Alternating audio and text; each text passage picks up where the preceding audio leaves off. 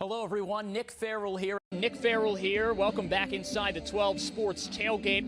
Hi, all. Nick Farrell here. We had a couple of big matchups in Morgantown tonight. We'll start at Morgantown High, where the Mohegans host Wheeling Park in an OVAC conference matchup. To the highlights we go. Wheeling Park received the opening kick and wasted no time getting things going on its opening possession. Park quarterback Cross Wilkinson finds Elijah Bell for a 63-yard touchdown on the second play from scrimmage. Not even a minute in. 7-0 Park. Our second nominee comes from the East-West game. Look at this interception by East's Ty Lawson.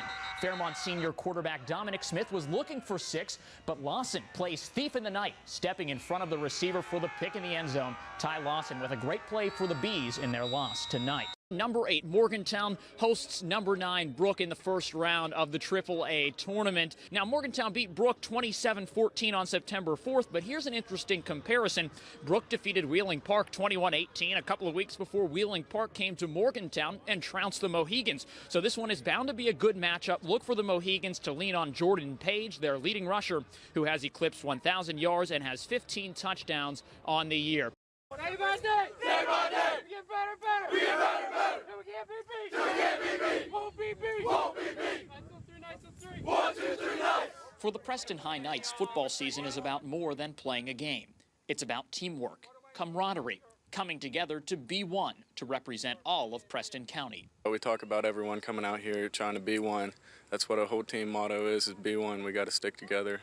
The entire community coming in, being a part of it, being up in the stands, cheering for us, getting us going. Our slogan this year and last year is be one. It means to be one to all these kids from all over the county coming together, and in the past they didn't stay together, they didn't play as one. Head coach Jonathan Tennant hopes that if this team does play as one and stays healthy in the process, these young Knights will appear in the playoffs for the first time since 2008. At the end of the year, you got to be able to play strong defense and keep people out of the end zone, and we weren't able to do that. Hopefully this year, as the season goes along, we'll get better and the kids get more comfortable playing varsity reps. Should be an improvement. Last year, Preston High finished 5-5, but 3 consecutive losses to end the season caused the Knights to miss out on the playoffs. The senior class this year says it's feeding off that close call and now knows what it takes to make the postseason. We have heart. We have a goal. We have set a goal in this team to be something we want to be, and we're going to be a playoff team. If we stay one like last year, there's no doubt in my mind that we'll go 6-4 playoffs. With 14 seniors gone from the 2014 Preston High roster, Tennant says this team could look completely different defensively. Senior quarterback Scott Stone will return to head the Knights offense for a final season, but the majority of returning seniors on this team are found on the offensive line. Those seniors say they're ready to be the leaders of this team.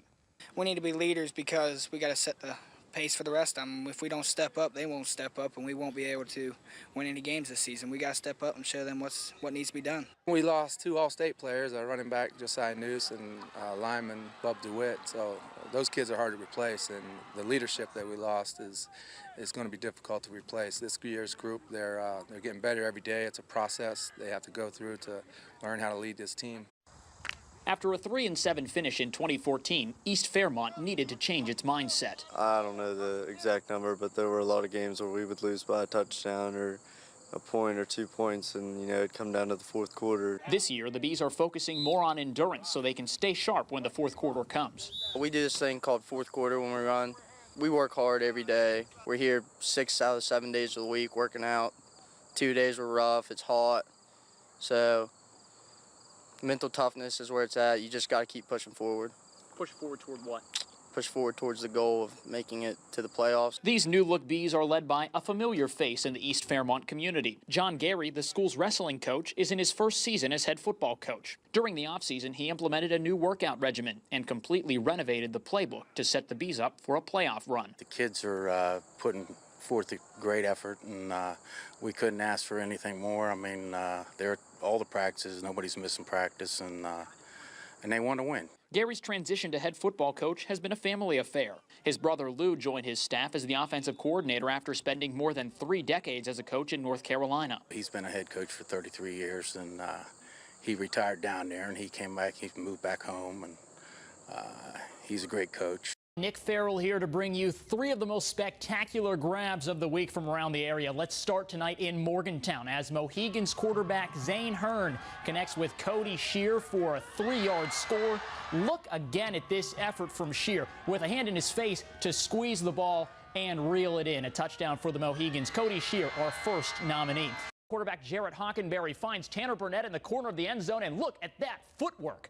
Burnett making sure he gets his feet in with that stutter step. Check it out in slow motion.